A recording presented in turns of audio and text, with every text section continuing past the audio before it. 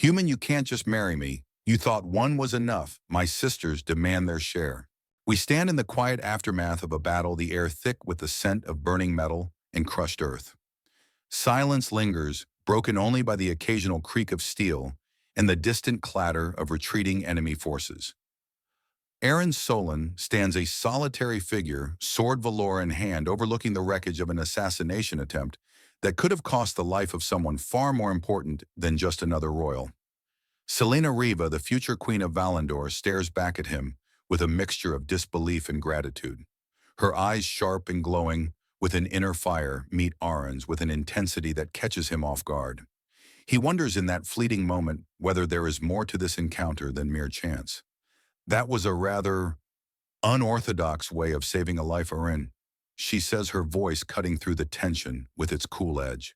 She steps closer, her regal demeanor not faltering despite the chaos around her. Aaron looks down at the blade in his hand, the ancient steel glimmering faintly in the dying light of the day. The sword hums with a strange energy, as though it too recognizes the weight of the moment. He doesn't respond immediately, still processing the adrenaline that courses through him, as well as the unexpectedness of his actions. He wasn't supposed to be here, not at this moment. His wandering life had never been about the politics of royalty or the tangled webs of family and power that the Riva family embodied. I'm not sure I had much of a choice, Aaron finally mutters, lowering the blade. You were in danger. Celine's gaze softens, though she still holds a measure of reserve. I suppose you're right. I hadn't expected to need a protector at all, especially not from my own people. Aaron doesn't answer instead, letting the weight of her words sink in. There's a moment of silence between them, a pregnant pause filled with the hum of distant battle sounds. Aaron is not used to being close to anyone, let alone royalty. He's a warrior, nothing more an instrument of destruction honed by years of training and tempered by countless battles. He is no politician, no schemer. He's a soldier, plain and simple. And yet, as he stands there with Celine's gaze upon him, the weight of destiny presses down on his shoulders. Celine, ever the composed leader, breaks the silence first. I owe you my life, Aaron Solon, and for that I will make sure you're compensated. Aaron's brow furrows slightly. Compensated? She smiles faintly, but there is something in her expression that tells him she's not entirely joking. My family and I could use someone like you. Someone strong enough to protect us from the forces that threaten Valandor, and someone who knows how to handle unexpected situations. Aaron's heart skips a beat, his instinct screaming at him to walk away. He's not the kind of man to get involved in political games or royal bloodlines, and yet her words stir something within him, something long buried beneath years of solitude and wandering. You want me to be your bodyguard? He says slowly, the idea seeming almost absurd to him. Selene tilts her head slightly, considering him with a careful gaze. Not just a bodyguard, Aaron. I need someone who can fight for my family's survival. The Sovaran Empire is already making moves to destabilize our world. They know how important the royal family is to Valandor's unity. I need someone to help keep us safe from them. And from ourselves. From yourselves, Aaron repeats, intrigued despite himself. What do you mean? Celine's expression darkens, and she turns away, her eyes scanning the battlefield. Ilya, my sister. She thinks she should rule Valandor. Lira. She has her own plans. And me, I've never wanted to wear this crown, but fate has forced it upon me. She takes a deep breath, her gaze returning to Aaron's. I cannot afford to have dissent within the family. I need someone who can handle all of it, outside threats and internal ones. Aaron feels the weight of her words settle like a stone in his chest. The thought of being thrust into such a complicated political web unsettles him. He's a man who prefers the simplicity of battle and strategy, not the subtle games of power that come with ruling. But he also knows that turning his back on this offer would be more dangerous than facing the Zovaran Empire itself. Are you asking me to marry you then? Aaron asks, his voice low, his gaze searching hers for any sign of jest. For the first time, Celine's expression falters and she meets his eyes with an honesty that catches him off guard. Yes, a political marriage, yes. But more than that, Aaron, it's about survival. The survival of my family and of this kingdom. Aaron looks at her, feeling a strange mix of disbelief and reluctant acceptance. His life has always been his own, free from the ties of any one kingdom or family. But something in the way Celine speaks stirs something within him, something that he hasn't felt in years. "You're serious," he mutters, the weight of the decision beginning to settle on his shoulders. She nods solemnly. "I am, and I can't do this alone. I don't want to do this alone." He inhales deeply, his mind racing, as he considers the implications of her words. A marriage, a kingdom, the fate of an entire world hanging in the balance. It's a lot to ask, especially from someone who has spent so long running from his own past. "I'll need time to think about this," Aaron says, though part of him already knows his answer. Celine's eyes flicker with something relief, perhaps. Or maybe it's a hope she doesn't want to show too much. "Of course, take all the time you need. But understand this, Aaron. The sovereign empire isn't patient, and neither are my enemies." Aaron looks out over the battlefield where smoke rises from the remnants of what should have been a quiet day on a distant world. His gaze lingers on the horizon, as though looking for an answer in the distance. "I'll stay," he says finally, "for now. But this is not a decision I make lightly." Celine gives a slight nod, her expression unreadable. "I don't expect you to, but I'm glad to have you, Aaron Solon. I think we may need each other more than either of us understands." The moment hangs between them, a fragile thread of understanding forming in the midst of the chaos. As Aaron looks back at her, he knows that his life is about to change forever. He isn't sure whether it will be for better or worse, but one thing is certain. The game has just begun. Aaron could feel the weight of the palace walls pressing in on him as he walked through the grand halls of Valandor's royal residence. Every step he took reverberated in the silence that surrounded him, echoing the uncertainty that had settled in his chest since he had agreed to stay. The political intricacies of royal life were far beyond his understanding, yet here he was, thrust into a world of power, duty, and deception.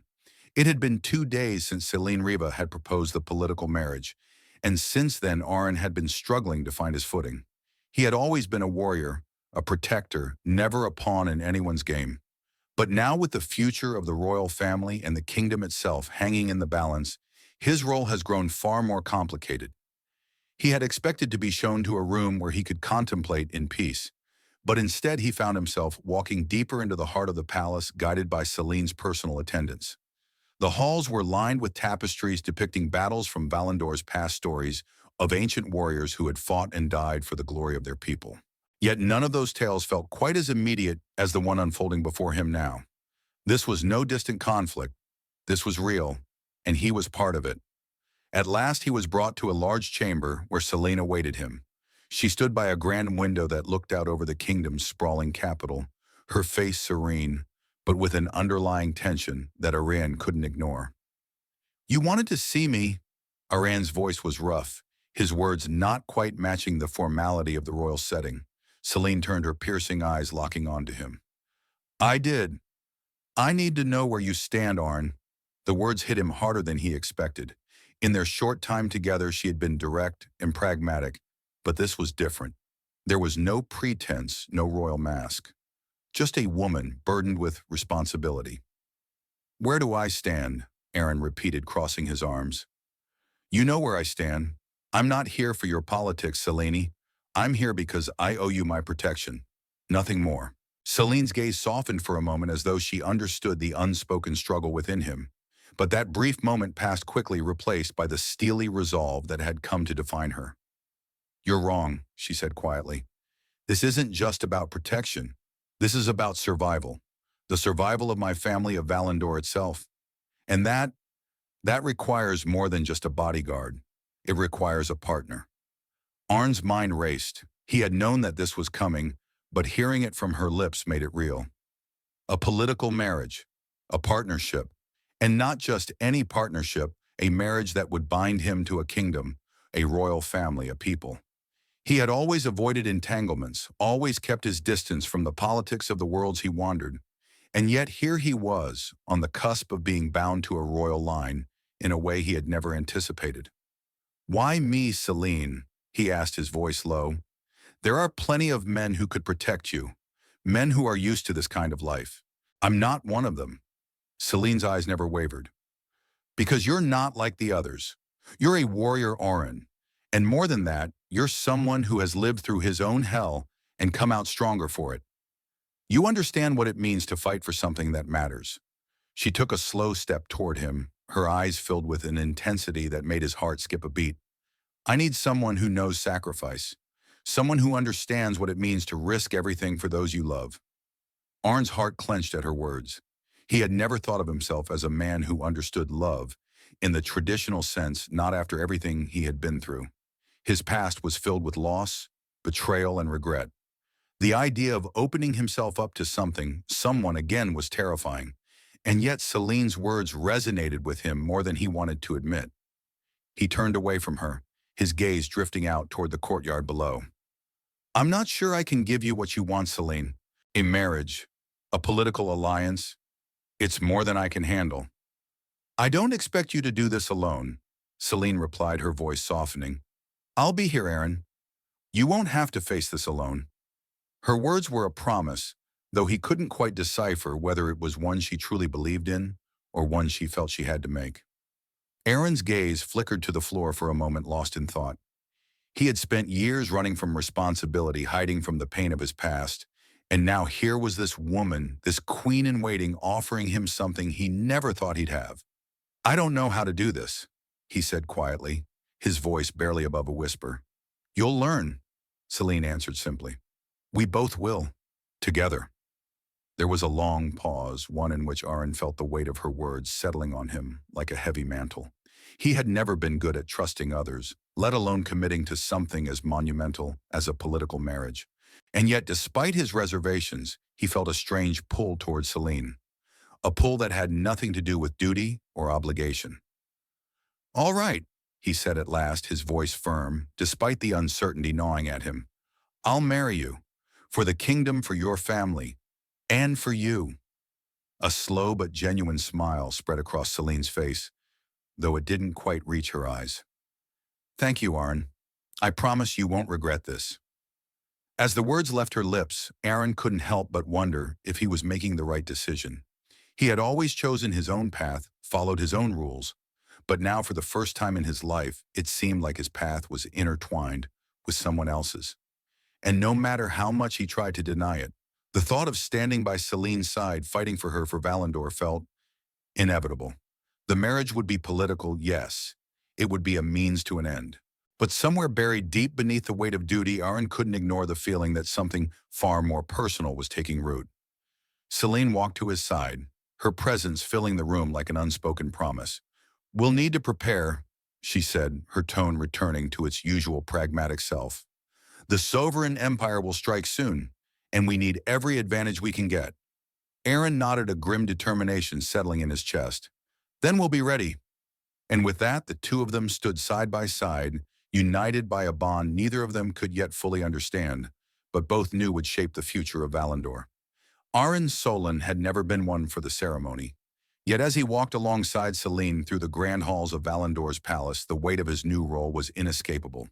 The ornate tapestries and glowing chandeliers seemed to mock him, as though they were part of a world he wasn't meant to inhabit. He had never desired titles nor the trappings of royalty. His life had always been one of wandering, of finding his next battle, his next cause, and then moving on once it was done. But now with Celine at his side and the kingdom's future hanging in the balance, there was no turning back. The marriage proposal had been a shocking turn of events, and with it came a flood of new responsibilities. The sovereign empire was closing in on Valendor, their fleet already positioned at the outer rim of the system. Their goal was clear: to crush the royal family and claim the planet for themselves. Aaron had seen their kind before, ruthless, calculating, and unyielding. They would stop at nothing to secure power, and the only way to fight them was to play the game on their terms. Celine, ever the composed leader, was at the center of all this, but the strain of her new role was beginning to show. Her once calm demeanor now carried the weight of 1,000 decisions, each one more dangerous than the last. As they moved through the corridors of the palace, Aaron could see the cracks in her perfect facade. She was doing her best to hold it all together, but even the strongest of leaders had their breaking points. "Are you sure you're ready for this?" Aaron asked quietly, his voice low enough so only Celine could hear. She turned to him, her eyes filled with determination. I don't have a choice, she replied, the words sharp but tinged with something softer beneath the surface. Valandor is my responsibility. My family's legacy is at stake. Aaron gave a slow nod, understanding more than she realized. His life had always been about responsibility, even when he had fought to avoid it. Now his duty was to her and her family. I'll stand by you, he said simply. Whatever it takes. Celine's gaze softened, but just as quickly the steely resolve returned. I know, but this is bigger than us. The Zovaran are already making their move. We have to be ready, Aaron. HFY. They arrived at a large conference room where Celine's royal advisors and military commanders were gathered. Ilya, her fiery sister and a fierce warrior, stood near the center, her arms crossed over her chest. She looked every bit the part of a leader, her posture commanding attention, but there was an unmistakable tension in the air. Lira, the youngest sister, stood by the window, her brow furrowed in thought. Her mind worked in ways Aaron couldn't quite fathom. She had always been more reserved, quieter, but there was a certain calculating quality to her that made Aaron uneasy. Welcome, Aaron, Ilya said, her voice colder than usual. Glad to see you finally decided to join us. Celine shot a glance at her sister, her lips pressed into a thin line. Enough, Ilya, she said sharply. We're all here for the same reason. Aaron didn't miss the tension between the sisters. He had already gotten a glimpse of Ilya's reluctance to accept his presence in their family's affairs. To her, he was an outsider, someone who didn't belong in the royal circle. But Aaron wasn't here to make friends. He was here to fight and to protect. I've had time to think, Aaron said, his voice cutting through the tension, and I'm ready to do whatever it takes to protect Valandor. But we need a plan. The Zovaran won't just sit back and wait for us to organize ourselves. Celine nodded, her face grim. Exactly. The first wave is already on its way. They'll be here within days. Our best chance is to strike first. We need to divide our forces and fortify key points across the planet. The royal palace will be our main stronghold, but we need to ensure that the outer colonies are secure as well. Ilya stepped forward, her eyes burning with determination. We'll lead the defense on the front lines. I'll take the northern sector with my forces. If we can halt the Zovaran advance, there we'll have more time to prepare. Lira turned from the window, her gaze distant. And I'll coordinate the defense in the southern regions. She said, her voice calm but carrying an air of quiet authority. We'll need to set up traps and fortifications to slow their progress. They're not going to take us easily. Aaron could feel the weight of the plan settling over him. These were not the carefree days of wandering from place to place. There was no room for hesitation now. Valandor was in danger, and its people were looking to him for leadership. But even as he acknowledged the gravity of the situation, he couldn't help but notice the subtle undercurrents of distrust among the royal family. Ilya's gaze never left him. You may be a warrior, Aaron, she said, her tone challenging, but do you really think you can handle the politics of this war? Protecting us isn't just about swinging a sword. It's about knowing when to act and when to hold back. Aaron didn't flinch. I'm not here to play politics, Ilya. I'm here to fight, and I'll fight for you, for Valandor. But you have to trust me. Ilya's lips curled into a faint smile, but there was no warmth in it. Trust is earned, Aaron, and right now you've got a lot to prove. Celine stepped between them, her eyes hardening. Enough, both of you. I need you to work together. This isn't the time for division. Aaron's gaze lingered on Ilya for a moment before he turned back to Celine. He could feel the tension between the royal sisters like a wall, and it would be impossible to ignore. But for now, there was no time to address it. The Zovaran Empire was coming, and they needed to prepare. We'll need to gather the best strategists and forces we can, Aaron said, his voice steady. We may not have much time before they arrive, but if we hit them hard and fast, we might stand a chance. Celine nodded. Agreed. Let's move quickly. I'll make the necessary arrangements. As the meeting continued, Aaron found himself feeling the weight of the responsibility that now rested on his shoulders. The war against the Zovaran Empire wasn't just about winning battles. It was about securing Valandor's future, and more than that, it was about keeping the fragile alliances within the royal family intact. Every decision now carried consequences, and there was no room for error. In the quiet moments between orders and plans, Aaron found himself stealing glances at Celine. She was a woman burdened with more than anyone should have to carry, and yet there was something in her, something that made him want to protect her, not just because of duty, but because he felt connected to her in ways he couldn't fully understand. This wasn't just about war. This was about survival. And Aaron Solon would do whatever it took to ensure that Valandor and the woman who now held his loyalty survived the storm that was coming. The days following the royal meeting felt like an eternity. Aaron Solon moved through the corridors of Valandor Palace as if every step brought him deeper into a web he had no desire to be tangled in.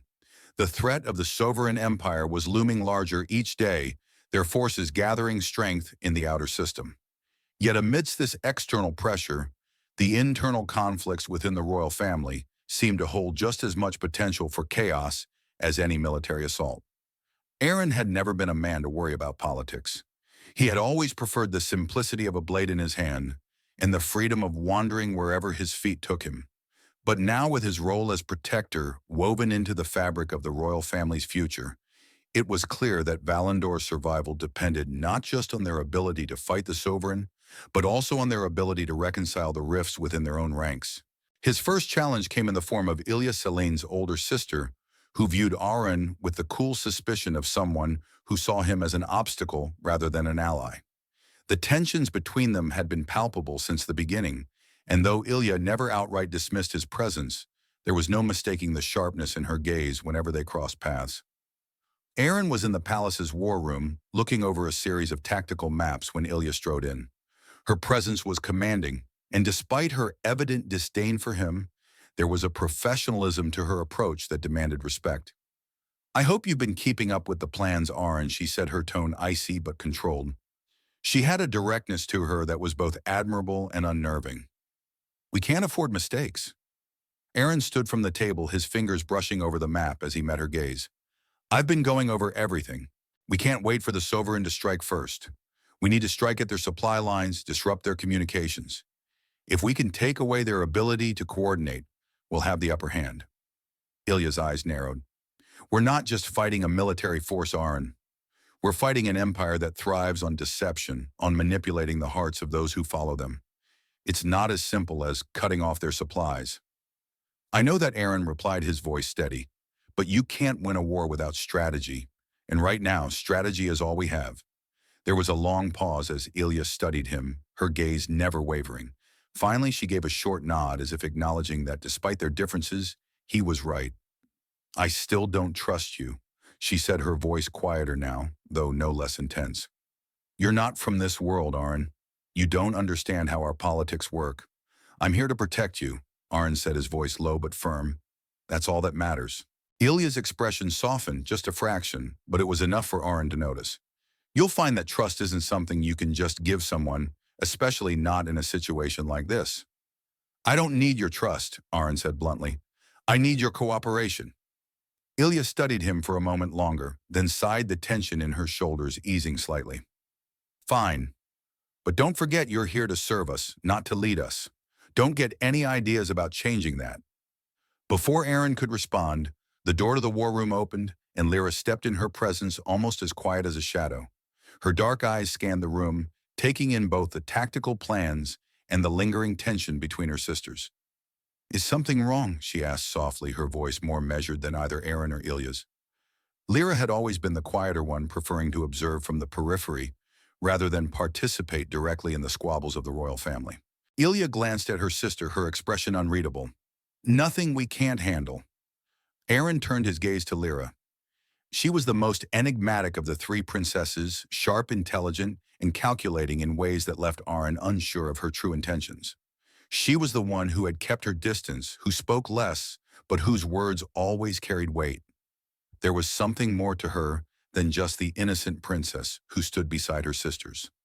"Have you seen the latest intel?" Aaron asked, knowing that Lira, unlike her sisters, would have taken the time to examine the data from every angle.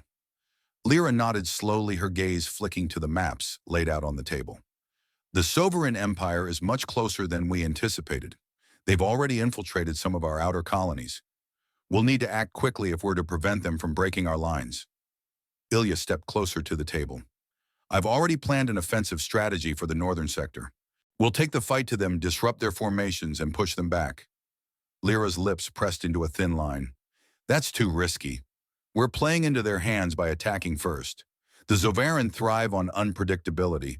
If we're not careful, they'll manipulate us into making mistakes.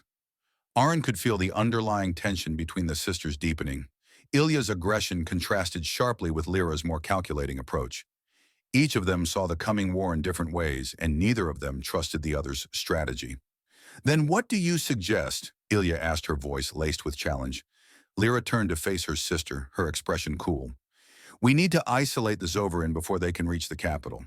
I say we fortify our defenses on the outer colonies first. Cut off their reinforcements, then wait for them to make the first move. We'll catch them off guard when they're stretched too thin."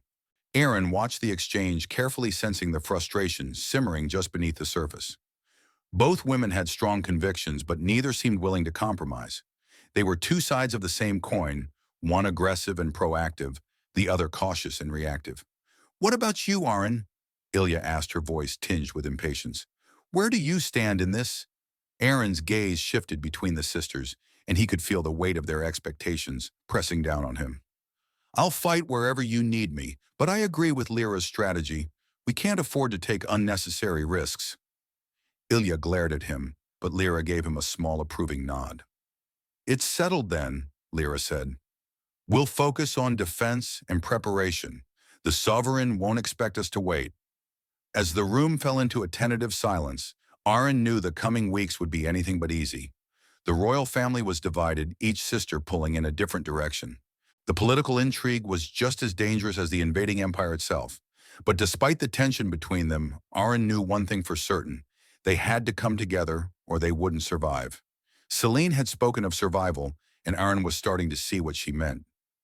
The kingdom's future and their own depended not just on their ability to fight, but on their ability to trust each other. And right now, that trust was nowhere to be found.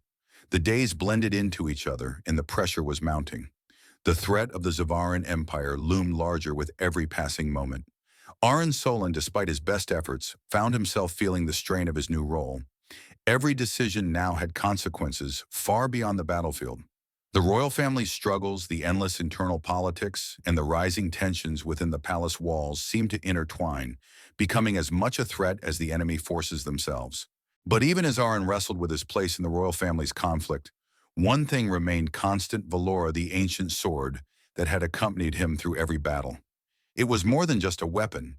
It was a part of him, a companion that had guided him through his darkest hours. The blade was sentient, its voice echoing within his mind, offering him guidance and advice in ways that no one else could. Since Aaron had agreed to stay and fight for the royal family, Valora had been unusually quiet. The sword had always been a source of counsel, its wisdom sharp and precise, but it seemed to be waiting for something that Aaron couldn't quite understand. It was in the late hours of the night, when the palace was quiet and the world outside was dark, that Aaron found himself alone in the training hall, the cold steel of his sword a comforting presence in his hands. His mind was a whirlwind of thoughts: Celine's plea, the ever-present weight of responsibility, and the silent war between the royal sisters that threatened to tear them apart. Arain's hand gripped the hilt of Valora, and for a moment the world around him seemed to fade. Then, just as his grip tightened, the sword hummed, its familiar voice reverberating through his mind. "You are struggling, Aaron." The words came as a whisper, but they cut through the chaos of his thoughts with ease. He took a deep breath, lowering the sword as he turned his attention inward to the entity that had been with him for as long as he could remember. "I'm not sure how much longer I can keep this up," Aaron admitted, his voice low. This isn't what I wanted. I didn't ask for this." "No one ever does," Valora replied, its tone filled with quiet understanding. "But this is your path, Aaron, and I have always known you would one day walk it." Aaron let out a long sigh, looking down at the blade in his hands. "I don't know what to do. I'm caught in the middle of something I can't control." Valora's voice was soft, almost soothing. "You are never without control, Aaron. Even now you have a choice. You always have." Aaron clenched his jaw. "A choice? What choice is there?" The sword seemed to hesitate for a moment, and when it spoke again, there was a deeper resonance in its voice. To protect or to retreat, to act or to remain passive. The future of Valandor depends not on grand gestures, but on your ability to choose your allies and your battles wisely. Aaron paused, feeling a strange sense of clarity settling over him. The choice was his. It had always been his. But the weight of that responsibility of deciding who would stand beside him, who would be trusted, who would be protected, was not something he had ever anticipated. I don't know if I'm ready, he whispered more to himself than to the sword. I don't know if I can be what they need me to be. You do not have to be perfect, Valora replied gently. You only have to be true to yourself. That is the strength that will guide you forward. Arn's grip on the sword tightened, a sense of resolve beginning to form. The war with the Zovaran was not just a battle of arms, it was a battle of trust, of understanding. He would need to rely on those around him, but more than that, he would need to rely on himself. Thanks, Valora, Aaron muttered, the weight of the sword now feeling less like a burden and more like a symbol of the path he had to walk. Remember this, Aaron, Valora's voice echoed one last time before falling silent. You are never alone. I will always be with you. Aaron looked down at the sword once more, the hum of its power echoing through him. He wasn't sure what the future held, but for the first time since arriving on Valandor, he felt a small spark of something that he hadn't felt in years. Hope. The next morning, Aaron found himself at the heart of the war room once again. Selena, Ilya, and Lira were gathered around the tactical table, their faces grim as they reviewed the latest intelligence reports.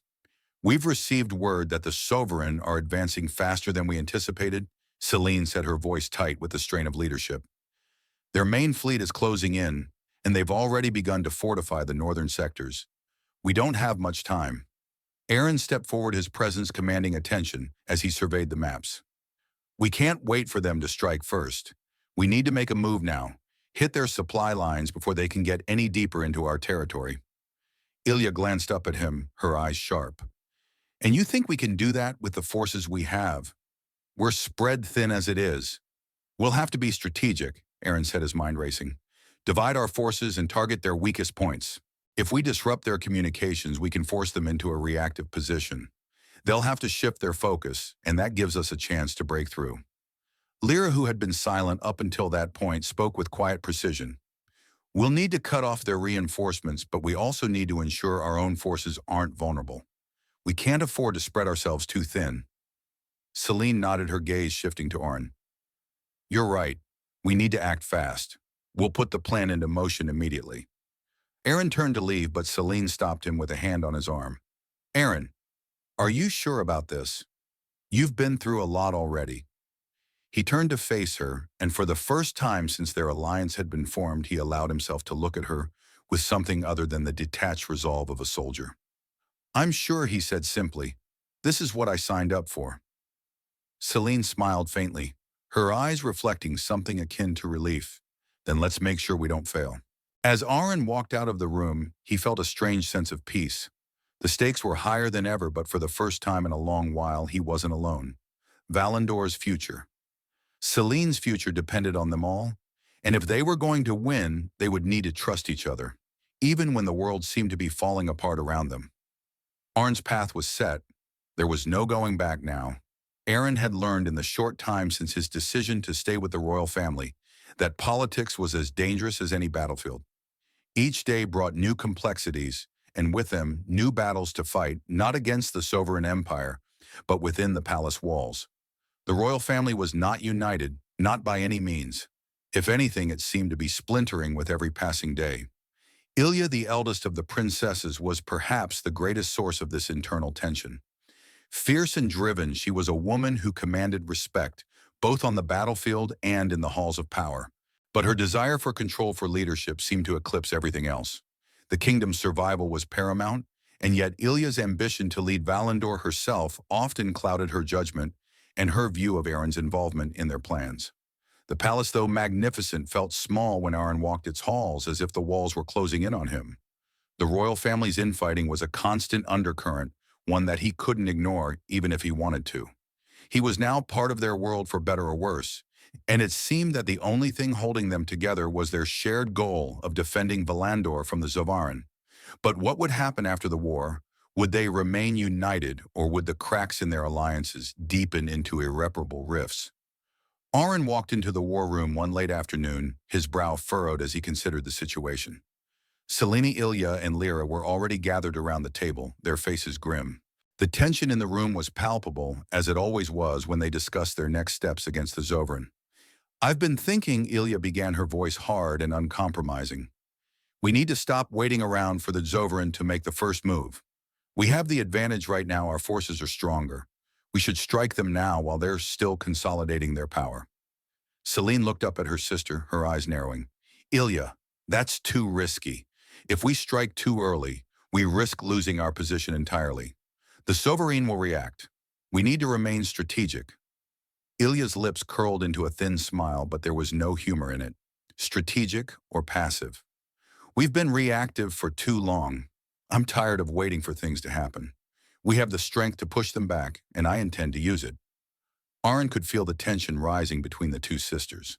Ilya's words were sharp-laced with frustration and ambition, while Celine's tone was calm, but there was an edge of weariness to it. She had spent so many years managing her kingdom, trying to balance the needs of her people with the demands of her family. She didn't have the luxury of making impulsive decisions, not when the stakes were so high. "Ilya," Celine said, her voice firm, "this is not about ego. It's about strategy. A direct attack might not be the answer. We need to think this through." Ilya crossed her arms, her jaw tightening. "I'm not doing this out of ego, Celine. I'm doing it because we can't afford to waste any more time. I'm the one who will lead this kingdom when you fail anyway. You know that." Arn's eyes flickered between the two women. The underlying animosity was impossible to ignore. Ilya's words were more than just a disagreement over military strategy. They were a challenge to Celine's authority. It was no secret that Ilya had always felt that she should be the one to rule Valandor, and the weight of her ambition was pressing down on everyone around her. "I'm not failing, Ilya Selene," replied her voice icy, "and neither are you. But this isn't a game. It's not about who gets to lead or who is in charge. It's about protecting the kingdom. We have to be smarter than that." Ilya's expression darkened, her gaze locking onto her sister. "I never asked for your pity, Celine. You may be the queen in waiting, but that doesn't mean you have the right to make all the decisions without considering what's best for the kingdom." Arn took a step forward, his presence a silent reminder of the conflict that had been simmering beneath the surface for so long. He wasn't here to take sides, but something needed to be said before the situation escalated further. "Ilya," Arn said, his voice calm but firm, "you're right about one thing. Time is precious.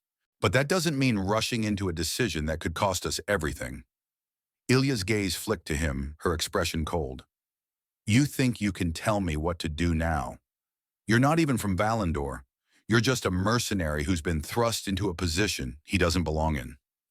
Arn's eyes hardened at her words. He had never liked being reminded that he didn't belong to this world, that he was an outsider. But now, as much as he hated it, he realized that this war wasn't just about saving Valandor. It was about the survival of the royal family and all its dysfunctions. If they couldn't pull together, they would fail. "I'm here to protect you, Ilya. I'm here to protect all of you," Arn said, his voice steady. "But I can't do that if you don't start trusting each other." There was a long, tense silence in the room. Ilya's jaw clenched, but she didn't respond immediately. Instead, she turned her gaze to Lira, who had been quietly observing the exchange. Lira's expression was unreadable, but there was something in her eyes, something calculating, as if she were analyzing every word, every movement in the room. "What do you think, Lira?" Ilya asked, her voice no longer challenging, but seeking something, validation perhaps, or a sign of support. Lira's gaze remained steady. "I think we need to be careful. The Zoverine won't give us any second chances.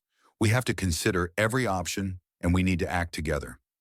Ilya's frustration flared again, but Lira's calm demeanor seemed to ground her.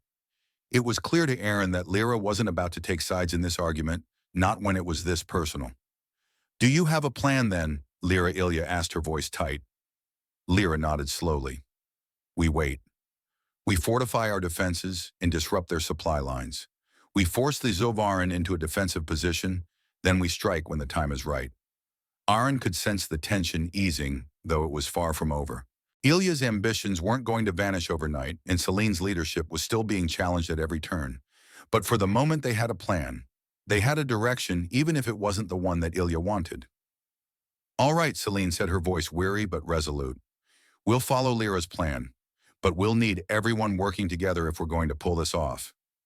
Ilya didn't respond immediately, but her lips pressed into a thin line as if weighing her options. Then after a long moment she nodded, though her reluctance was clear. Fine, but don't expect me to sit on the sidelines if this goes wrong. Arryn watched the exchange, quietly understanding more than he wanted to about the fragile balance of power within the royal family. It was clear that the real battle wasn't just against the sovereign, it was against the fractured loyalties of the people who were supposed to protect Valandor. For the kingdom to survive, the royal family would have to find a way to reconcile their differences, and Arryn would have to be the one to hold them together no matter the cost. The sky over Valandor was thick with smoke, the distant hum of the fleet's engines reverberating through the palace walls. Arryn Solon stood at the edge of the palace's observation deck, staring into the chaos below. The sovereign empire had arrived just as the intelligence reports had predicted. The once peaceful horizon was now a war zone, the threat of annihilation looming over the kingdom. The royal family had managed to implement their defensive strategy, though Arryn could feel the tension between them continuing to mount. Ilya, despite her initial reluctance, had taken her forces to the northern front, positioning them to intercept the Zavaran supply lines. Lira had overseen the fortifications on the southern borders, preparing to trap any advancing forces. Selene, ever the leader, had remained in the palace, overseeing the entire operation and commanding her remaining forces. Arryn could see the result of their planning.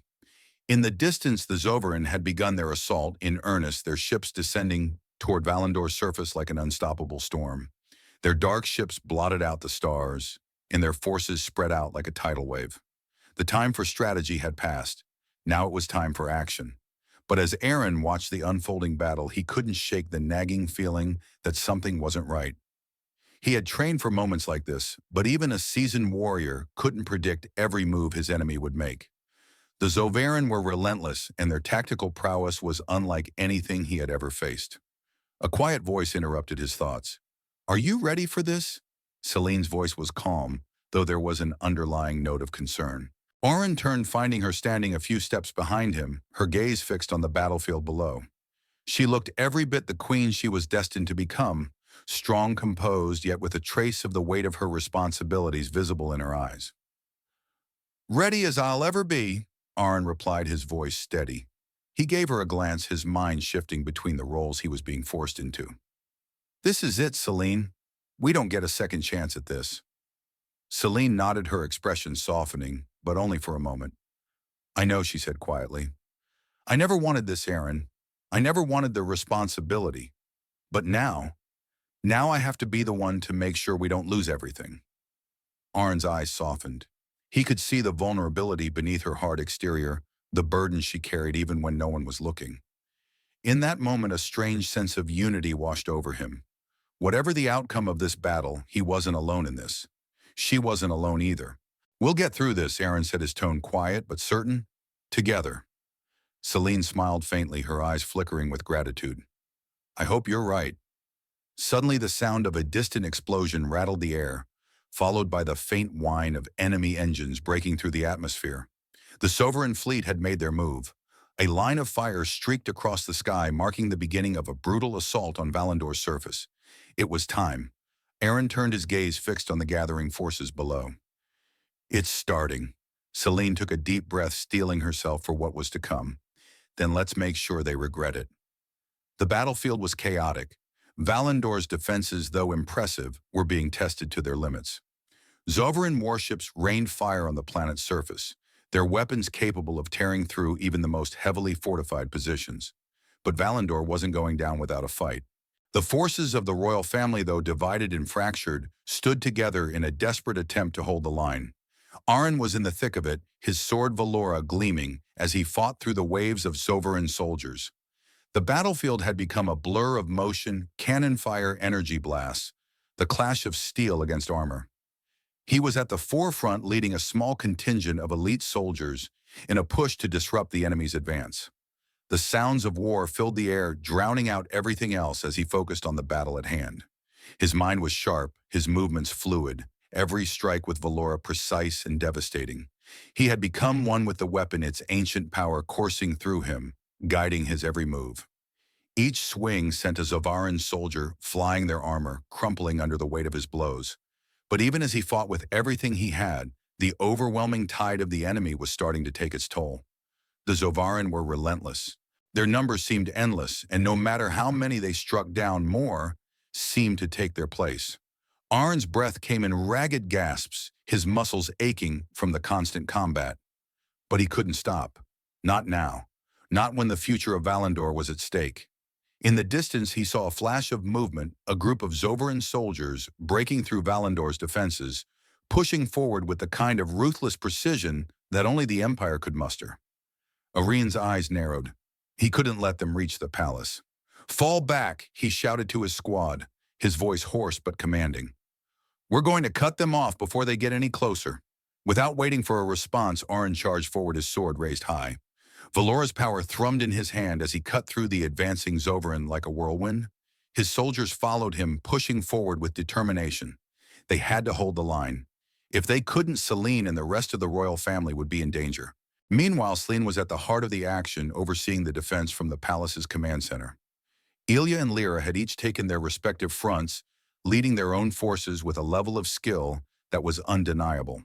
But it was clear that the royal family's true strength lay not in their military prowess, but in their ability to work together despite their differences. Selene watched the holographic maps with a grim expression as enemy forces began to breach the outer perimeter. The pressure was mounting, and she knew that the real fight was only just beginning. She had no illusions about what was at stake. "Status update," she demanded, her voice cold and precise as she addressed her commanders. "General Aren's forces are holding their ground in the eastern sector," came the response from one of her advisors. "But we're losing ground on the western front. We need reinforcements immediately. Redirect Ilya's forces to the western sector," Selene ordered. "We can't let them flank us." As the battle raged on, Selene's thoughts briefly flickered to Arn. He had become a rock in the chaos, a constant source of strength when everything around her seemed to be falling apart. It was strange to think that just days ago he had been a stranger to her, a protector by necessity. Now he was more than that. He was someone she had come to rely on, someone who had earned her trust in ways that no one else had. She had made a choice when she had asked him to stay, and despite everything that had happened, it was a choice she had no regrets about. "Give the order," she said, her voice hard with resolve. "We fight to the last." The war for Valandor had begun in earnest, and it would not end until every last sovereign was driven from their home.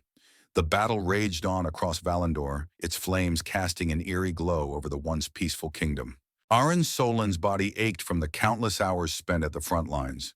His grip on Valora steady, but strained as he fought alongside Selene's forces. The clash of metal, the roar of energy blasts, and the cries of warriors filled the air. But it was the personal toll of the war that weighed most heavily on him. As the days stretched on, the cracks in the royal family's unity became increasingly apparent. Ilya and Lyra's forces had taken the brunt of the Zovaran attack, their positions being hammered by the relentless assault of the invaders. Despite their strategic efforts, however, the rift between them only deepened as the war unfolded. Ilya's insistence on aggressive strikes clashed with Lyra's preference for calculated moves, and their differing approaches were beginning to erode what fragile unity the royal family had left. It was late in the evening when Aron received an urgent summons to the war room. His muscles still sore from the battle, he made his way through the palace corridors, his thoughts focused on the war, but tinged with the growing sense that something more was amiss. As he entered the room, he found Selene already standing at the table, her brow furrowed with concern. The map of Valandor's battlefront lay before her, littered with red markers indicating the progress of the enemy. The glowing holographic display flickered, showing areas where the Zovaran had made significant advances. Ilya stood to one side, arms crossed, her expression taut with frustration. Lira was seated across from her, looking over the battle plans, with a quiet, calculated focus, her gaze flicking to Ilya every now and then, as though measuring her sister's every move. Aron took his place at the table, feeling the weight of the silence between the royal sisters. He had seen how the war had driven them apart, but it was clear now that the tension was no longer just about strategy. It was about something far deeper, a contest for power, for control of Valandor's future. "Is something wrong?" Aron asked, his voice cutting through the stillness. Selene's eyes met his, and for a moment her weary expression softened.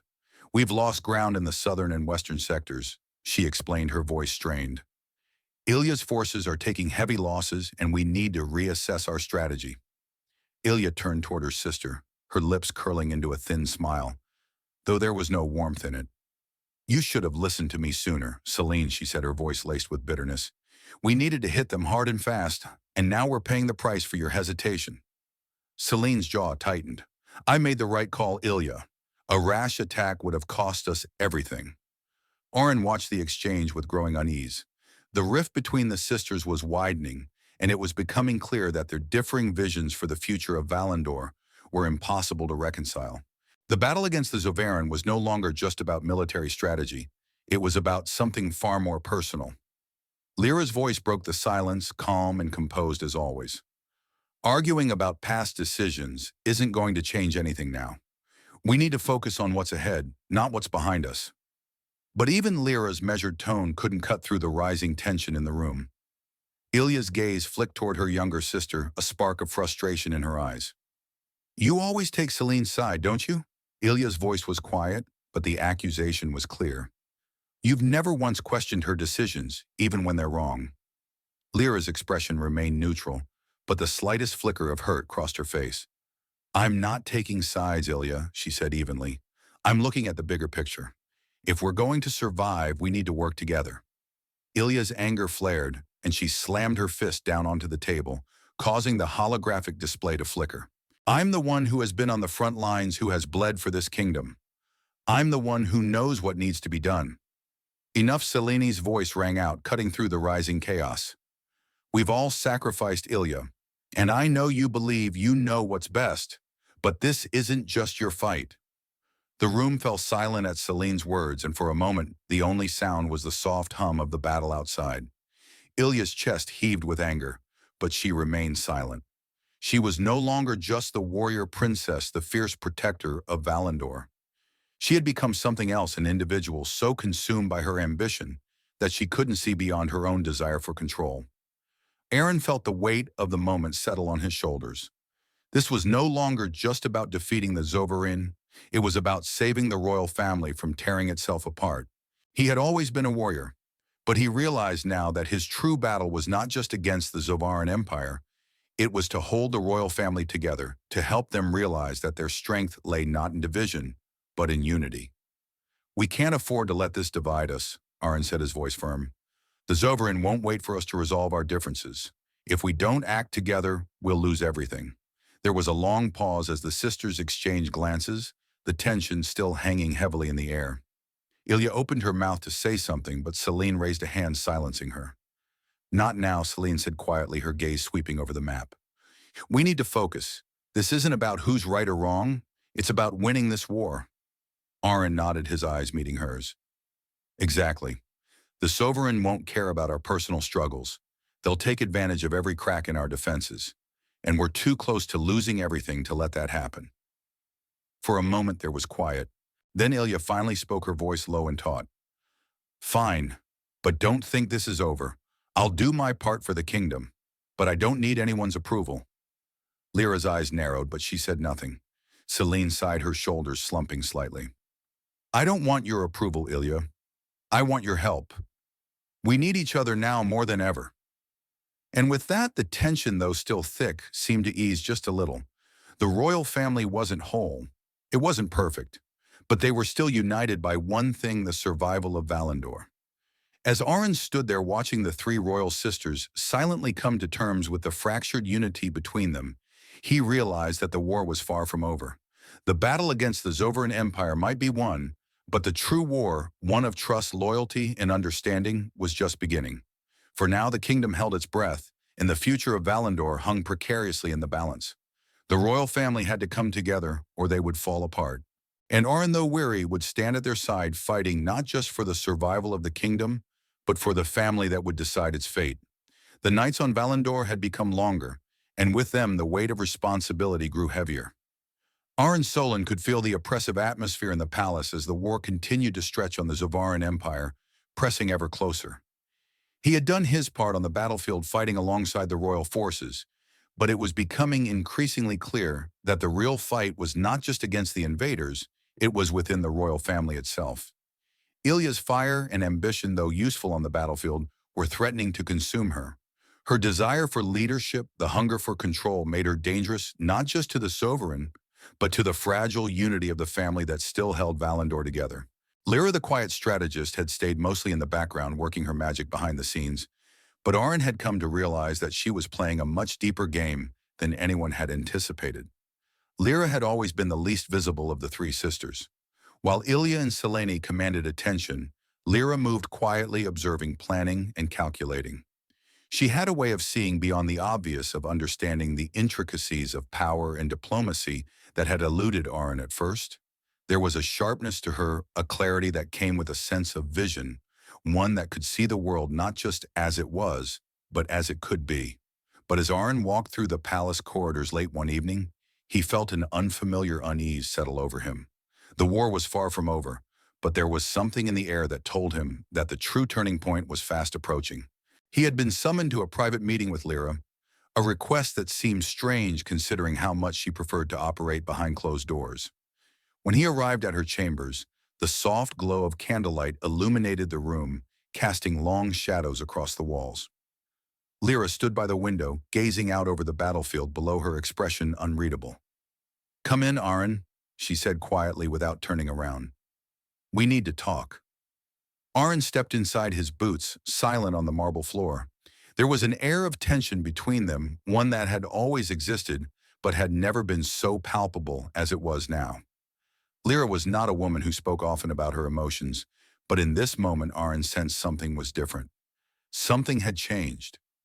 "What's going on, Lira?" Arin asked, his voice calm but with an undercurrent of concern.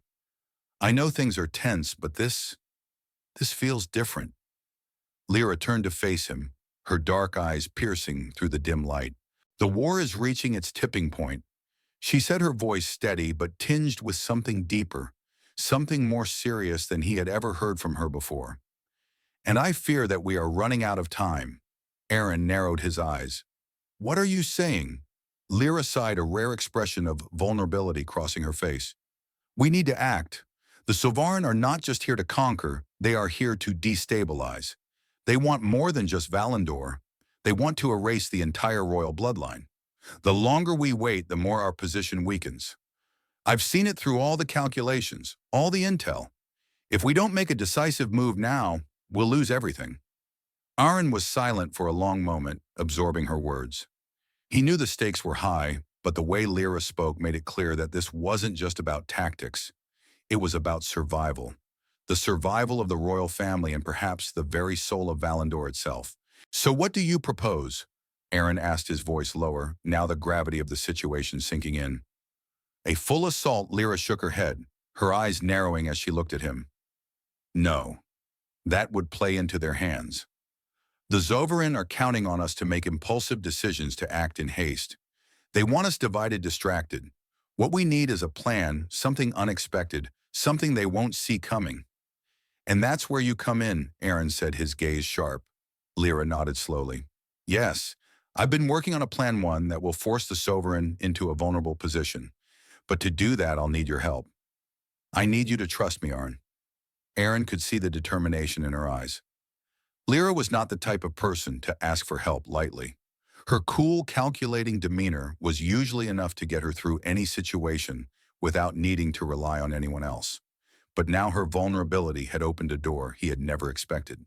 "You've always played things close to the chest," Arin said, his voice softening. "But I'm not sure what you mean. What's this plan you're talking about?" Lira stepped closer to the table where a series of holographic projections floated in the air, displaying the movements of both Valandor's and the Sovereign's forces. "I've been tracking their movements, watching how they've been positioning themselves. The Zovarin are ruthless, yes, but they're also predictable. I can read their strategy, and I can see a way to turn it against them." She paused, letting her words sink in. "But to do that, I'll need to make a sacrifice." Arin's brow furrowed. "What kind of sacrifice?" Lira's gaze shifted from the map to Arin, her expression now more solemn than he had ever seen it. "I will have to put myself at risk. There's a vulnerable spot in their defense, one that we can exploit. But it's far too dangerous to send an army there. I need to go myself." Arin was stunned. "You want to infiltrate their forces alone?" Lira nodded. "Yes. I'll need to get close enough to their command center to plant a device that will cripple their communications. If I can disrupt their ability to coordinate, it will be a critical blow to their forces. We'll have the advantage. The silence between them was heavy. Aaron understood the logic of her plan, but the risk, it was immense. If Lira were caught, there was no telling what would happen to her. "You're asking me to let you go alone into their stronghold," Aaron said slowly, disbelief mixing with concern. "That's madness." "I know," Lira replied, her voice quieter now, "but it's the only way. It's the only chance we have to turn this war in our favor." Aaron was torn.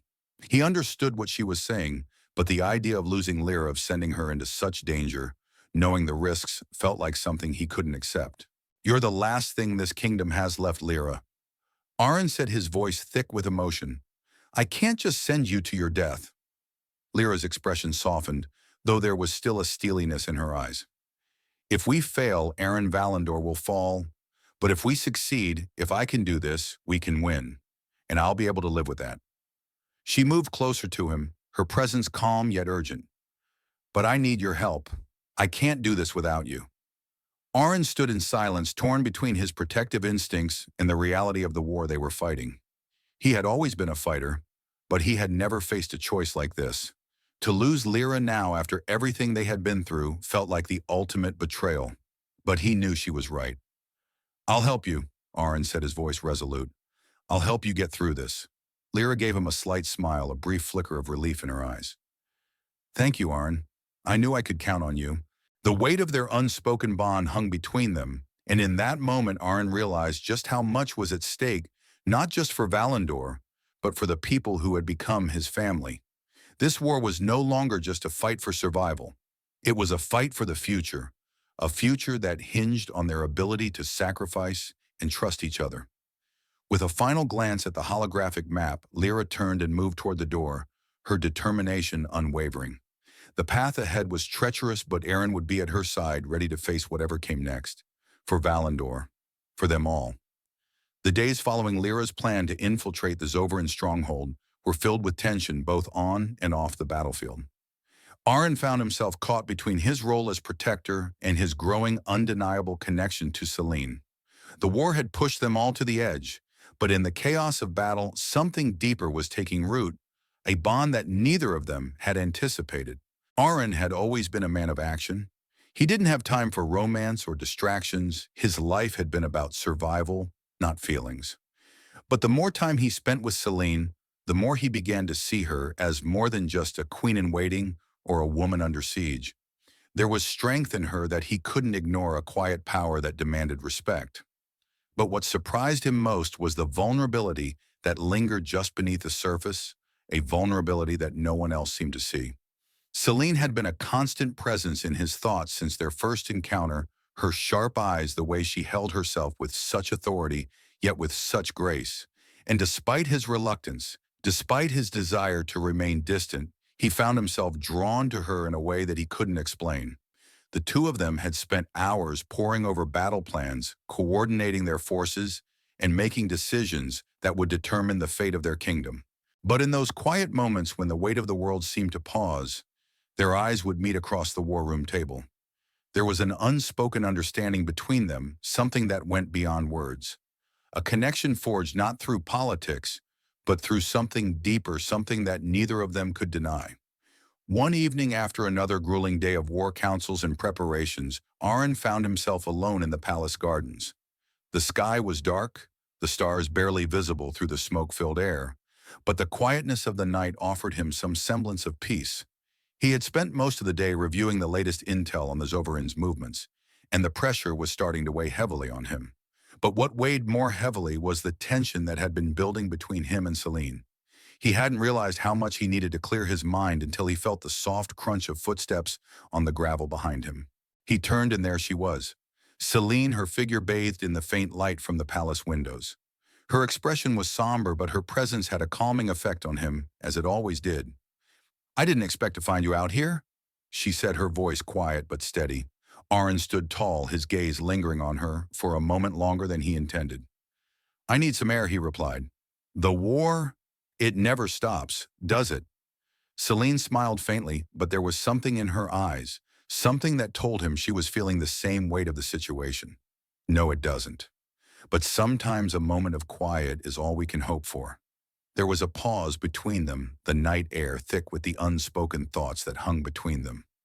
Aaron had never been one for idle chatter, but there was something about Celine's presence that made him want to say more, to share something that went beyond strategy and duty. "I never thought I'd be in a position like this," he said, finally breaking the silence. "I came here to protect you, to fight, but somewhere along the way, I started to care." Celine turned to face him, her gaze softening. "You're not the only one, Aaron," she said, her voice barely above a whisper. Aaron's heart raced, the weight of her words sinking deep into his chest. He had known on some level that their connection was more than just political necessity, but hearing her say it aloud, hearing the vulnerability in her voice, it was both a relief and a burden. "I'm not the kind of man who gets involved," Aaron said, his voice rough with the weight of his admission. "I've spent my life avoiding it, avoiding people. But with you, it's different. I don't know what it is, but I can't deny it anymore." Celine stepped closer, her eyes never leaving his. "I know," she said softly. "It's different for me too. I never wanted to rely on anyone. I've always had to be strong to lead. But with you, I feel like I can finally be myself. Like I'm not just the queen, I'm just Celine." Arn's heart pounded in his chest. He had never felt this way before, so exposed, so vulnerable.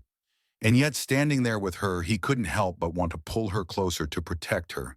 Not just as a warrior, but as a man who cared deeply for her. Before he could say anything more, the sound of footsteps echoed through the garden, breaking the moment. Celine stepped back, her expression shifting to something more guarded, as if the reality of their situation had come rushing back. I shouldn't be here," Celine said quickly, turning toward the path that led back to the palace. "There's too much to do." Arn's mind raced, but he didn't stop her. He couldn't. He knew the weight of the world rested on both of their shoulders, and they couldn't afford to be distracted. "Not now." "Celine," he called out, his voice low, almost hesitant. She paused and turned, her eyes locking with his. There was something in the air between them, something unspoken. He knew she understood. "We'll get through this," he said, the words heavy with both hope and uncertainty. Celine's lips parted as if to say something, but then she simply nodded. "Yes, we will." With that, she turned and walked away, leaving Aaron standing in the quiet garden, the weight of their unspoken feelings hanging between them like a fragile thread.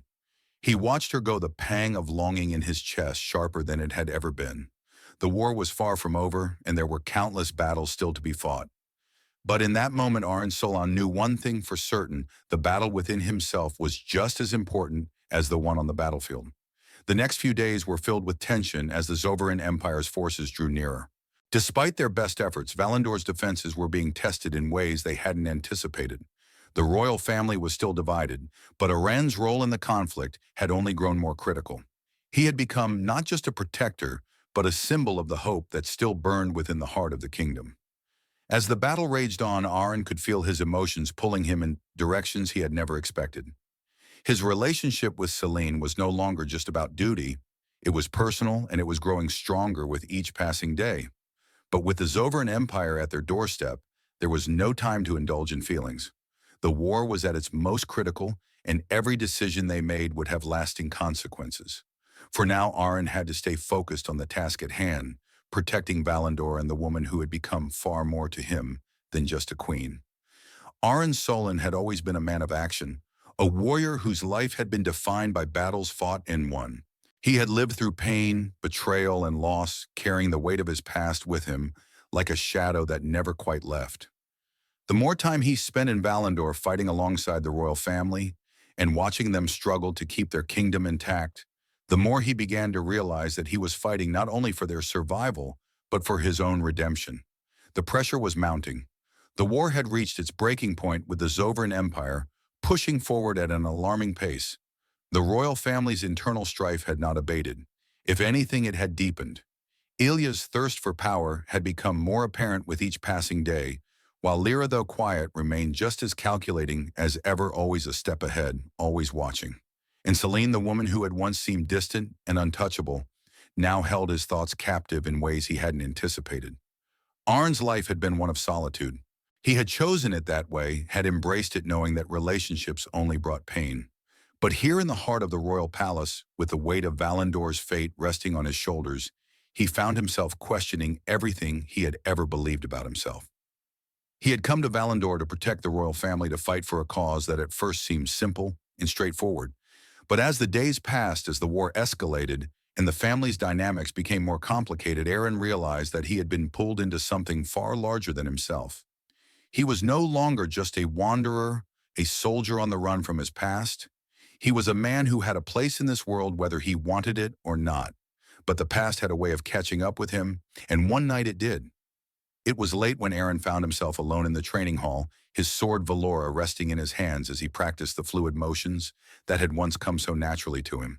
The sound of his blade slicing through the air was the only noise in the otherwise silent palace. He had always come here when he needed to think, to clear his mind of the chaos that had become his life. But tonight the familiar rhythm of his practice wasn't enough. His thoughts kept drifting back to his past, the betrayal he had suffered, the people he had failed, the memories of a life he had left behind. As he struck again, his mind flashed to a moment long ago when he had been a different man. A man who had trusted too easily. A man who had believed in things he now saw as naive. Aaron, a voice interrupted his thoughts. He froze mid-swing, his heart skipping a beat at the sound of her voice. Celine stood in the doorway, her expression soft but serious. She had come to speak to him just as she had done countless times before. But this time something felt different. "I didn't mean to interrupt," she said, taking a step into the room. "But I've been looking for you. I think we need to talk." Aaron lowered his sword, wiping his brow with the back of his hand. He had grown used to her presence, her strength, her leadership, but this time it was her vulnerability that caught him off guard. There was something in her eyes that told him this conversation wouldn't be like the others. "What's on your mind?" Aaron asked, his voice a little gruffer than he intended. His gaze lingered on her for a moment longer than he was comfortable with. Despite the chaos of the war, despite the ever-looming threat of the Sovereign, Celine still had a way of making him feel uncertain. She made him feel human again in ways that no one else had. Celine hesitated, her gaze flickering to the ground for a moment before meeting his eyes. "I've been thinking a lot," she said quietly. "About you. About all of this." Aaron took a deep breath, sensing the seriousness in her tone. He had been expecting something like this, but he hadn't been prepared for it. "Celine, I know what you've been through, Aaron," she interrupted, her voice soft but firm. "I can see it in the way you fight, in the way you carry yourself. You're not just a soldier. You're a man with a past that's been following you for a long time." Aaron tensed, his grip on Valora tightening. He wasn't ready to face this, not now. Not with everything else going on. "You don't need to worry about my past, Celine. It's done. I've made my peace with it." Celine stepped closer, her expression unreadable. "You don't have to hide from me, Aaron. I've seen how much you've sacrificed. But I also see the burden you carry. You don't have to carry it alone." The words hit him harder than he expected. She was right. He had been carrying his past alone for so long, locking it away, refusing to face the hurt, the betrayal, the loss. He had thought that if he kept moving, if he kept fighting, he could outrun it. But the truth was, he had never truly escaped it. "I don't know how to let it go," he admitted, his voice rough. "I've spent so long running from it. I don't know what to do when it catches up." Celine reached out, placing a hand gently on his arm. The simple gesture sent a jolt of warmth through him. "You don't have to figure it out alone, Aaron. I'm here. We're all here." Aaron swallowed hard, fighting the emotions that suddenly surged within him. It was strange, after all the battles, after all the years of solitude. This simple moment with her was the hardest fight of his life. "I never asked for this," he said quietly, his eyes locking with hers. "I never asked to care about anyone again." "And yet you do," Celine replied, her voice steady. "You care about me, about all of us. You're here because you want to protect us, because you want to make a difference." Aaron shook his head, his frustration rising. "I don't know how to be the man you need, Celine. I'm not a prince. I'm not a king. I'm just a warrior, a broken one." Celine's gaze softened, and for a moment she seemed to look past the hardened exterior he had built. "None of us are perfect, Aaron. But it's not the perfection we need. It's trust. It's unity. It's knowing that we can fight this together. The words hung between them heavy and filled with meaning. Aron realized in that moment that the war was not just about defeating the Zovaran, it was about facing his own demons, about understanding that he didn't have to face the battle alone. And for the first time in a long while, Aron allowed himself to believe that maybe, just maybe, he didn't have to keep running. "I'll fight for you, Selene," he said quietly, his voice filled with a newfound resolve. "I'll fight for Valandor. For all of us." Selene gave him a soft smile, her eyes filled with gratitude. "And I'll fight for you." The war continued, the Zovaran Empire still a looming threat. But now Aron knew that the real battle lay not just on the battlefield. It lay in the hearts of those who fought beside him and the trust they had in one another.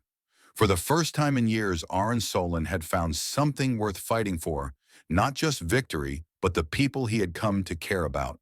And as the war raged on, he realized that he wasn't just fighting for Valandor anymore. He was fighting for himself, for the future he had always believed was beyond his reach. The war had reached its most critical point. The Zovaran Empire, once an unstoppable force, had pushed into Valandor's heart, and now it was a matter of survival. No longer just a battle of strength, but of will. As Aron Solon stood at the forefront, watching the carnage unfold before him, there was no longer any question of whether Valandor would survive. The question was whether its people could endure the cost. For days, the kingdom had been on the defensive. The Zovaran's relentless assault had left them on the edge of collapse. Valandor's forces were thinning, supplies running low, and morale waning. Yet despite the overwhelming odds, the royal family's resilience had not faltered. Every member of the Riva family, Selene, Ilya, and Lira, had thrown themselves into the war, giving their all, even as their differences threatened to tear them apart. But it was Aron who had become the linchpin, the one who united them, even when they seemed beyond saving. Aron stood now at the gates of Valandor's capital, his hand gripping the hilt of Valora, the ancient sword that had been by his side through every fight. The air was thick with smoke, and the distant rumble of battle echoed in the background. The Zovaran had pushed forward, but they weren't the only force that had arrived. The time had come for a final decisive strike. He could feel the tension in his bones. The battle was not just a physical one anymore. It was a test of the spirit. Could Valandor survive? Could its people push through the dark days to come behind him? Selene stepped forward, her face resolute despite the exhaustion that had settled in her features. She had led her people with determination, but even she knew the final moments of the war were at hand. The question now was whether they had the strength to stand firm in the face of overwhelming opposition. "We've done everything we can, Aron," she said, her voice steady but quiet. "Now it's up to us to see this through." Aron nodded, but his thoughts were far away. He had fought for Valandor, for the Riva family, and for Selene. But as he stood there, a fierce protector in the midst of chaos, he could feel the weight of his past, of the memories that haunted him.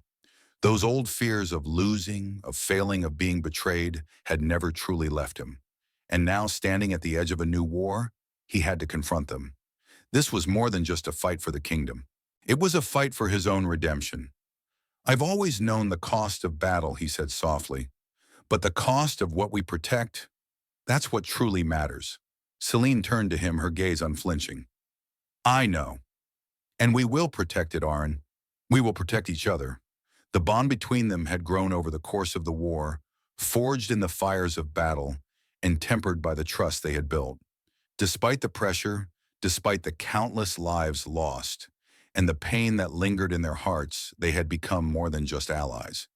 They had become partners fighting not only for their kingdom, but for the future they had begun to shape together. Just then a figure stepped forward from the shadows, pulling Aron from his thoughts. It was Ilya, her eyes fierce with determination, her armor battered from the relentless fighting.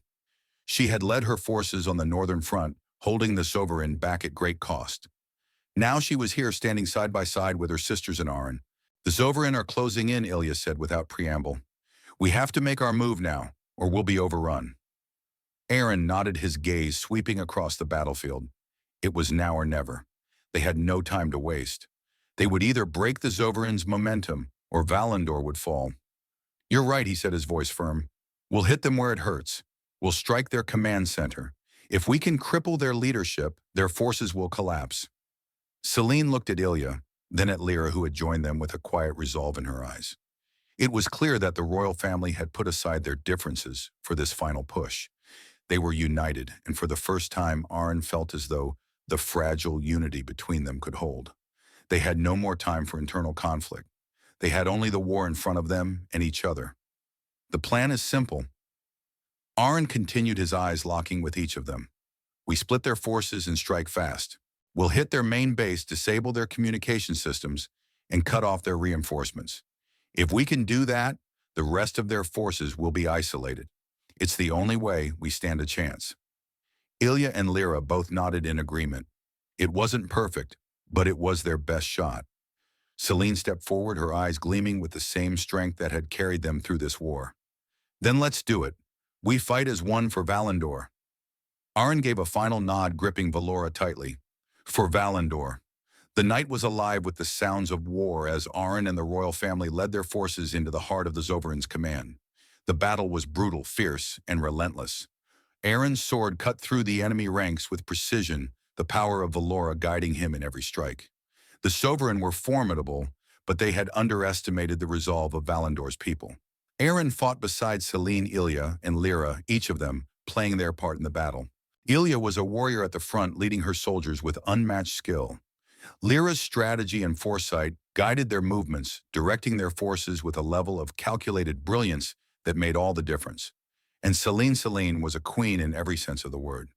She fought with the strength of a leader, rallying her people and giving them the hope they needed to push forward. As they reached the Zovarin command center, the fighting grew more intense. It was there that the final battle would take place. Arryn's heart raced as they breached the enemy's inner sanctum, the moment of truth finally upon them. This would be the defining moment of the war. If they succeeded, Valandor would be free. If they failed. But failure was not an option, not this time. Arryn and Selene fought their way through the chaos, cutting down Zovarin soldiers with relentless determination. The Zovarin leader, a towering figure draped in dark armor, stood at the heart of the command center, overseeing the assault. He was no ordinary enemy. He was the embodiment of the Zovarin Empire's cruelty and strength.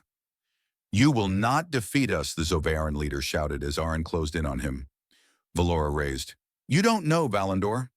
Arryn said, his voice steady despite the storm of battle around him. "We fight for each other. We fight for something worth protecting." With a final powerful strike, Arryn's sword cleaved through the Zovarin leader's defenses, and with it the hope of their empire. The enemy forces faltered, and within moments the tide of battle began to turn. Valandor had won. The war was over. The Zovarin Empire had been defeated, their forces scattered and broken.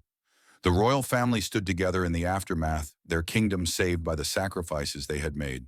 But even as they celebrated their hard-fought victory, Arryn knew that the real battle was just beginning. Valandor had been saved, but his future remained uncertain. And yet, for the first time in years, Arryn felt something he hadn't allowed himself to feel in a long time: hope. The bonds between him, Selene, and the royal family had been tested in the fires of war, and they had emerged stronger for it. Whatever came next, he knew he wouldn't be facing it alone. For Valandor, for Selene, for them all. The days that followed the defeat of the Zovarin Empire were a mixture of triumph and mourning.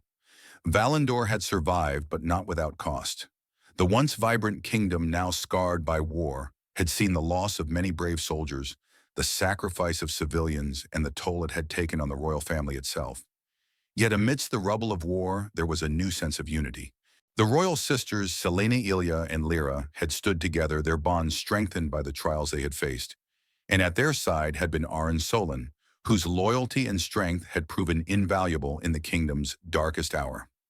Arryn stood at the edge of the palace balcony, looking out over the city of Valandor. The sky was slowly clearing, the smoke from the battle dissipating, and the once ruined streets were now alive with the sounds of rebuilding. But even as the kingdom began to rise from the ashes, Arryn knew that the cost of victory had left scars that would not fade so easily. He felt the weight of the war pressing down on him, though he knew the battle was over. The moment of relief, of victory, had come and gone. What remained was the question of what came next. Valandor was saved, but who would guide it forward? Who would heal the wounds that the war had opened? "You've been quiet lately." Arryn turned to find Selene walking toward him, her steps soft but confident. Despite the exhaustion that clung to her, there was a strength in her posture, a quiet resilience that he admired. Just thinking, Aaron said, his voice steady, but tinged with weariness, about everything that's happened. Celine came to stand beside him, looking out over the city as well. There's so much work to do, she said, her voice carrying the weight of the kingdom's future. Rebuilding the city, restoring order, helping the people who've lost so much. It feels overwhelming, doesn't it? Aaron nodded, but there was something more in his gaze, a deep understanding of what she meant. It wasn't just the physical work of rebuilding. It was the emotional toll of the war, the wounds that couldn't be seen. It's hard to imagine how we move forward, he said quietly. There's so much lost, so much that can never be replaced. Celine glanced at him, her eyes softening. I know, I feel it too, but we have to try. For the people, for Valendor, for those who gave everything. Arn's heart ached at her words. He had seen firsthand the sacrifice it took to protect the kingdom, and now standing at the edge of this new world, he felt the enormity of what was to come. But it wasn't just about rebuilding the city, it was about rebuilding trust. The royal family had been fractured, but they were slowly finding their way back to each other. It would take time, but Aaron believed in them. He believed in her. You're right, he said, his voice steady. We'll rebuild. Together. For a long moment, neither of them spoke. The world around them seemed to slow as they stood there, side by side, looking out over the city. It was at this moment that Aaron realized something fundamental. The war had ended, but the true battle was just beginning, one of healing, of reconciliation, and of hope. It wasn't just about surviving anymore. It was about living again. Celine turned toward him, her expression thoughtful. Aaron, there's something I've been meaning to say. She hesitated, and Aaron could see the vulnerability in her eyes, the weight of the unspoken words hanging between them. Aaron met her gaze, his heart pounding in his chest. What is it? Celine took a deep breath, then spoke with a quiet certainty. I never wanted any of this. I didn't want to be queen. I didn't want to carry the weight of an entire kingdom on my shoulders. But when everything fell apart, when the people were depending on me, I realized something. I realized that I can't do this alone. I need you, Aaron, not just as a protector, but as someone who understands me, who sees me for who I really am. Aaron's chest tightened at her words. He had never expected her to say something like this, not when the future of the kingdom rested on her shoulders. I'm here, he said quietly. I'm not going anywhere. For a moment they are in silence, the weight of the world between them heavy but not unbearable. Celine's eyes softened as she looked at him, a gentle smile forming on her lips. Thank you, Aaron, for everything. Aaron nodded, the words not necessary. He had already made his choice. He would stand by her, by the royal family, by Valendor. But now in the quiet aftermath of the war, there was something else, something deeper that had begun to grow between them. It was no longer just about duty, it was about trust, about the connection they had forged through their shared struggles. The following days were filled with meetings, discussions, and planning. Celine had stepped into her role as queen, taking on the mantle with a strength that was undeniable. But it was clear that the journey ahead would not be easy. Ilya, despite her fierce nature, was coming to terms with her role in the kingdom, and Lira, always calculating, had proven invaluable in helping to restore order to the fractured lands. Together, the royal family would rebuild Valendor, not just its cities, but its soul. Aaron, though a warrior at heart, found himself becoming an integral part of this new chapter. He was no longer just a protector. He was a leader in his own right, one who had earned the trust of those around him.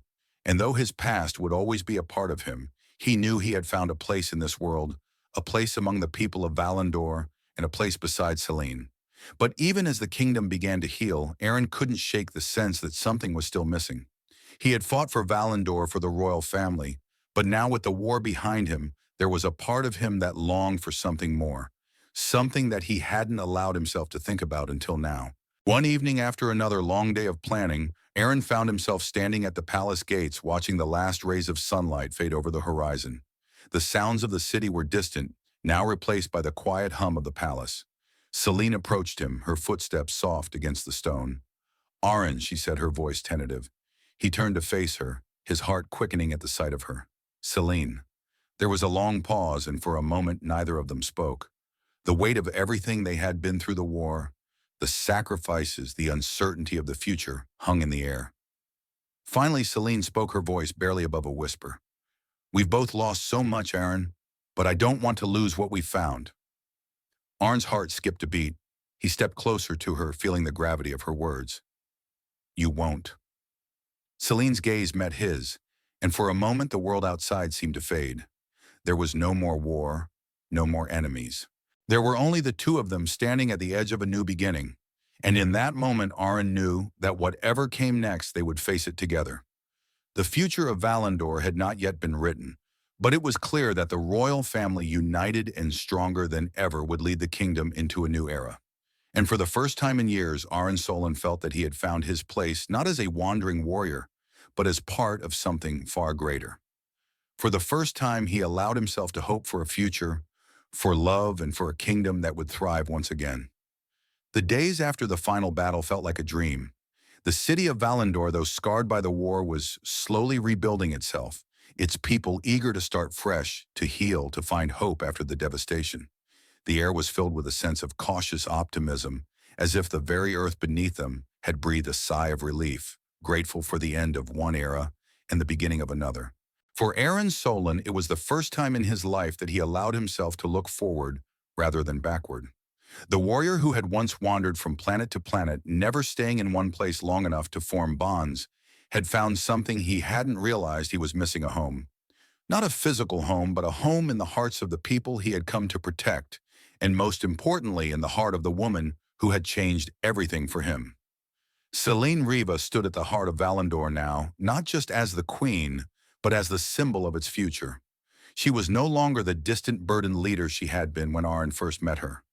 She had grown not just as a ruler, but as a person. The weight of leadership was still heavy on her shoulders, but she bore it with a quiet grace, knowing that she was no longer alone in this fight. The royal family had come together, their differences set aside for the good of the kingdom. Ilya, though still driven by her own desires, had found a place in Valandor's rebuilding efforts, leading the charge and strengthening its military presence. Lira, with her calculating mind, had taken on the role of advisor, helping to restore order in the post-war chaos. And Celine, with her innate leadership, stood at the forefront, guiding the kingdom toward a new dawn. Aaron had chosen to remain by their side, a decision that had come with its own set of challenges. He had never intended to be anyone's protector, let alone a key figure in a royal family.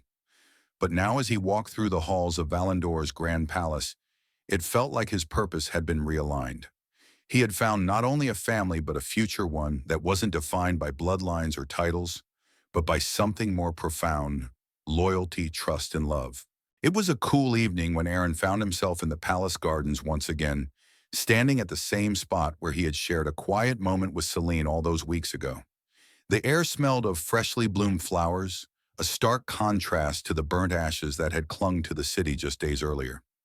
He looked up at the sky, the stars now visible once more, twinkling as they had before the war began. But even as he admired the beauty of the moment, his thoughts were consumed by the woman who had changed his life forever. Aaron Celine's voice broke through his thoughts, and he turned to see her walking toward him, her face illuminated by the soft glow of the moonlight. There was something about her presence, her confidence, her vulnerability, that always took him by surprise. She was the queen of Valandor, but she was also so much more than that. She was the woman who had chosen him, the man who had once been a stranger and now stood by her side as an equal. "Is it still strange?" she asked, her tone light, but with an underlying curiosity. He raised an eyebrow, unsure of what she meant. "Strange being here," she clarified, taking a step closer. "With us. With me." Aaron considered her question for a moment, his gaze softening. "I've never been someone who stayed in one place. Never let myself get attached to anyone or anything," he said slowly, his voice filled with an honesty that came from a place deep within. "But with you, with all of this, I don't feel like I'm running anymore. I'm here, Celine, for as long as you'll have me." Celine smiled, the faintest hint of a blush creeping up her cheeks. She reached out, taking his hand in hers. "I've always needed someone to fight for me," she said, her voice barely above a whisper. "But I didn't realize that in the end, I needed someone to fight with me. And I think I found someone." Arn's heart skipped a beat as her words settled in his chest. For the first time in years, he allowed himself to feel vulnerable, to feel wanted in a way he had never let himself before. He squeezed her hand, his thumb brushing against her skin, and for the first time he felt the weight of the future, not as a burden, but as something to look forward to. Celine's eyes were soft as she gazed at him. The war is over, Aaron. Valandor is safe. But we both know the work doesn't stop here. We have a future to build, one that will take all of us together. Aaron nodded, his eyes never leaving hers. We'll build it, he said firmly, and we'll do it side by side. In that moment, as the last rays of the sun dipped below the horizon, Aaron knew that the kingdom was on the brink of something new. The war had been a test, not just for Valandor, but for him, for Celine, and for the people who had stood with them. It had shown him that even in the darkest of times, hope could still find a way through. And now, as the dawn of a new era began, Aaron felt the weight of his past finally begin to lift. He was no longer just the soldier. He was no longer the lone wanderer. He was a part of something greater. The future of Valandor had been secured, but the journey ahead was just beginning. Aaron and Celine, along with Ilya and Lira, would lead the kingdom into a new age, one of peace, rebuilding, and hope. It would be a long road filled with challenges and obstacles, but Aaron knew they could face it together. As Celine leaned in close, resting her head against his shoulder, Aaron felt a warmth in his chest that had been missing for so long. He had fought for Valandor, for Celine, and for a future he hadn't even known he could hope for. And now, as the night stretched on, he realized that this was only the beginning. A new chapter, not just for the kingdom, but for him too. Together they would face whatever came next. The future of Valandor was in their hands, and they were ready to embrace it. The story of Aaron Solon and the royal family of Valandor comes to a close, but the journey they have traveled is far from ordinary. From a solitary warrior haunted by his past to a trusted protector of a kingdom in peril. Aaron's evolution is a testament to the power of connection, trust, and redemption. The kingdom of Valandor, once on the brink of collapse under the threat of the sovereign empire, now stands as a symbol of resilience and unity, its future forged by the strength of its people. Through war, betrayal, sacrifice, and love, Aaron finds a place where he no longer needs to run from his past. His choice to stay with the royal family, to fight not just for a kingdom, but for the people who have become his family, marks the beginning of a new chapter for both him and Valandor. His relationship with Celine evolves from a political necessity into something genuine, rooted in mutual respect, shared struggles, and undeniable affection. Together they face the future, aware of the challenges ahead, but confident in their ability to rebuild and heal. In the end, it is not just the defeat of the sovereign that matters, but the unbreakable bonds forged through sacrifice, understanding, and hope. Valandor, under the leadership of its united royal family, begins its recovery, and Aaron, once a wanderer, finds a home not in the kingdom's walls, but in the hearts of those who have become his own. The story closes on the promise of a bright future where the love, loyalty, and unity of its people will guide them through whatever challenges lie ahead.